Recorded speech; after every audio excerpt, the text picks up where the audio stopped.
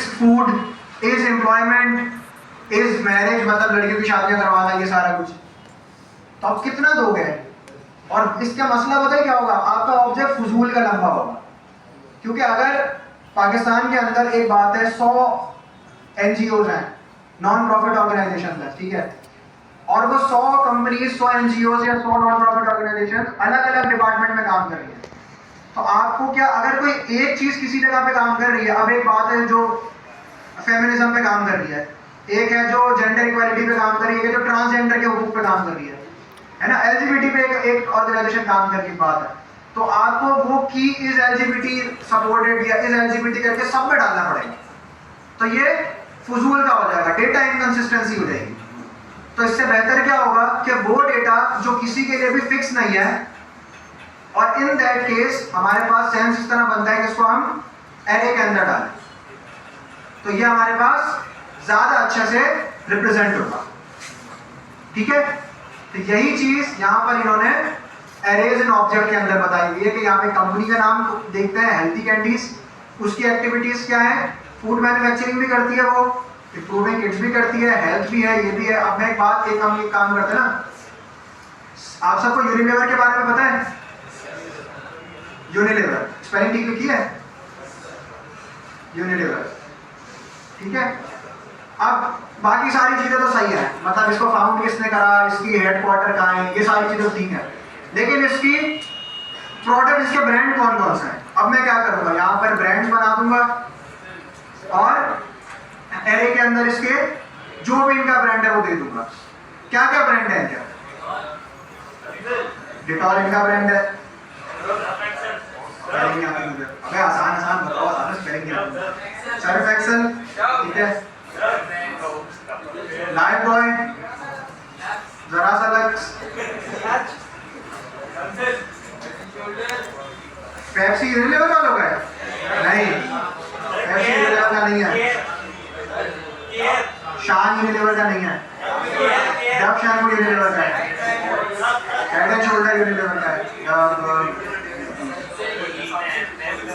सही है, तो कहने का मतलब ये है कि इस तरह हम कर सकते हैं। ये इसलिए मना किया क्योंकि ये सेंटेंस नहीं है, बीच में डॉट डॉट डॉट नहीं है, तो हम इस तरह कर सकते हैं जी। हाँ, एरे को मजीद नेस्ट, वही तो टूटी एरे है।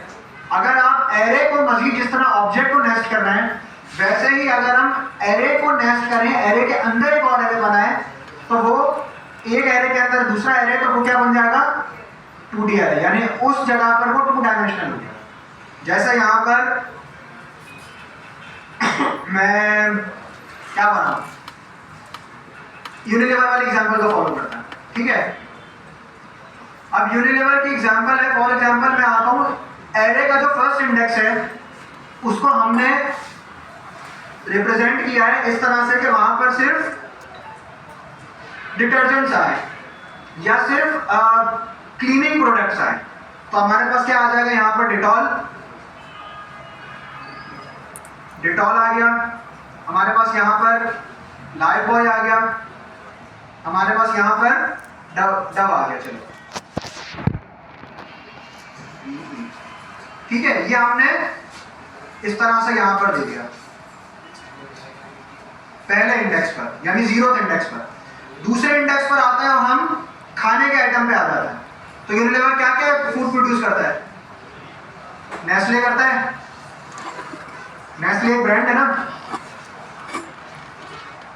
और क्या है बताओ? KNM यूनिलीवर का नहीं है भाई, हाँ नॉर है, सेरिलैक है, सही,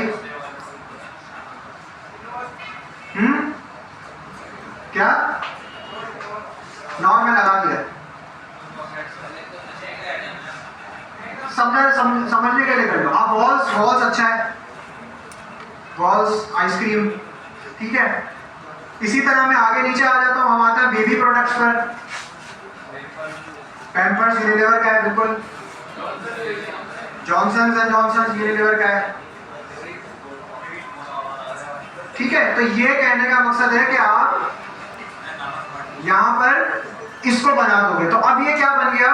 ये एक ब्रांड का ऑब्जेक्ट है, ब्रांड का एक एरे है जिसके अंदर मैं यहाँ पर इसको डिस्क्राइब कर रहा हूँ कि पहला वाला जो मेरा ऑब्जेक्ट होगा वो पूरा होगा किसका, क्लीनिंग का, हेल्थ केयर का। हेल्थ केयर में तो ऐसे मेडिसिन आती हैं बट अभी समझने के लिए। सेकंड वाला जो है वो खाने पीने का आइटम है, सही। यहाँ पर मैं इनका बड़ा वो फेमस जूस भी तो है नेस्ले का, वो भी ठीक है, वो नेस्ले के अंदर जा रहे। और तीसरा जो है वो बेबी प्रोडक्ट्स, सही। ऐसे भी हम कर सकते हैं। अब ये क्या बन गया, ये मल्टी डायमेंशनल एरे जो कि 2D एरे कहलाता है। अब ये 2D एरे इसको हम क्यों कहते हैं, मैं इसको जरा कॉपी करता हूं और यहां पर मैं इसको इसका एक नया ऑब्जेक्ट बना के पेस्ट करता हूं। ये मिसिंग इनिशियलाइजेशन इन दी, वो इसलिए क्योंकि मैंने किसी को नहीं लगाया था, ठीक है, हो गया।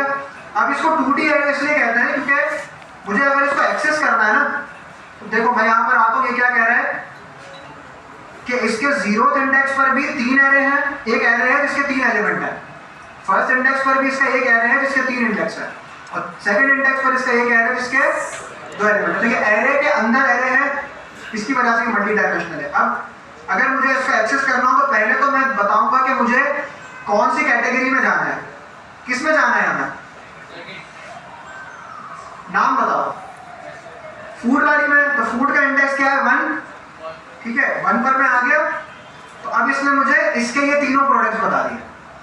अब मुझे और ज्यादा डिक करना है तो मैं कहां जाऊंगा, मुझे देखना है कि इसके फर्स्ट इंडेक्स पर क्या है, तो मैं आऊंगा तो ये बता देगा 9। तो ये बिल्कुल इक्विवेलेंट है नेस्टेड ऑब्जेक्ट्स के, बट लिखने का तरीका और फंक्शनैलिटी अलग है।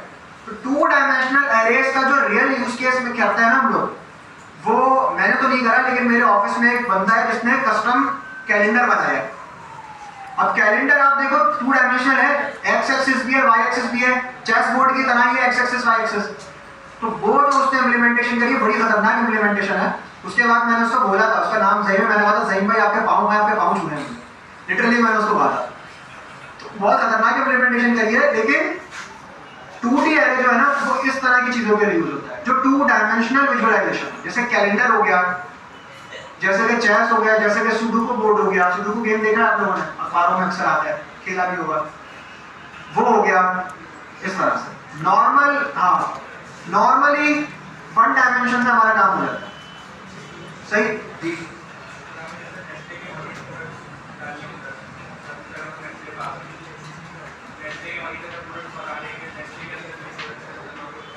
हाँ, तो फिर आपको उसको 3 डायमेंशनल, 4 डायमेंशनल, 5 डायमेंशनल वो करना पड़ेगा। बट ये एक बुरा स्ट्रक्चर है क्योंकि यहाँ पर हमें इसकी जरूरत नहीं है।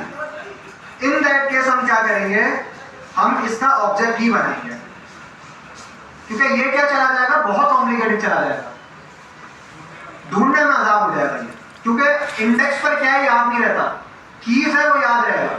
अब इन दैट केस जो आप बात कर रहे हो, हम क्या कर सकते हैं, हम एक जर्नल ऑब्जेक्ट बना सकते हैं, ब्रांड नेम, प्रोडक्ट्स, और उस प्रोडक्ट का एक नया एरे खोलो, और सॉरी एक नया ऑब्जेक्ट खोलो, और उस एक प्रोडक्ट का सॉरी ऑब्जेक्ट नहीं एरे खोलो और उसके अंदर सारे नाम दे दो। यानी इस तरह करके देखो, ये मेरे पास एक वो है जैसे ऑब्जेक्ट है। अब इसके अंदर मैं नाम लिखता हूं, नाम आ गया मेरे पास नेस्ले, सही है, नेस्ले। अब मैं आता हूं यहाँ पर मैं लिख देता हूं इस नेस्ले के अंदर क्या क्या से कौन कौन से प्रोडक्ट्स हैं, ठीक है। अब मैं क्या करूंगा, इसका एरे दे, ये कंपैरेटिवली ज्यादा अच्छा है। अब ये एक ऑब्जेक्ट है, इस तरह के मैं 10 ऑब्जेक्ट भी अगर बना लूंगा ना तो इनका स्कीमा सेम रहेगा। ये बात सही है, क्लियर है।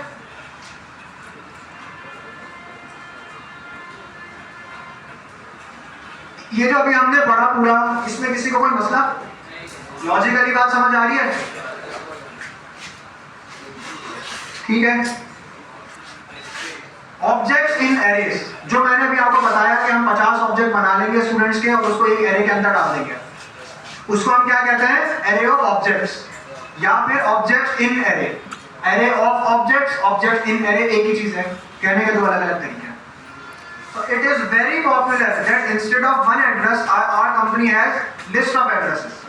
यानी आप सैलानी के एग्जाम्पल ले लो, सैलानी के अपने इदारे बहुत सारी जगहों पर है, ऐसा ही है। तो अब हम क्या कर सकते हैं यहाँ पर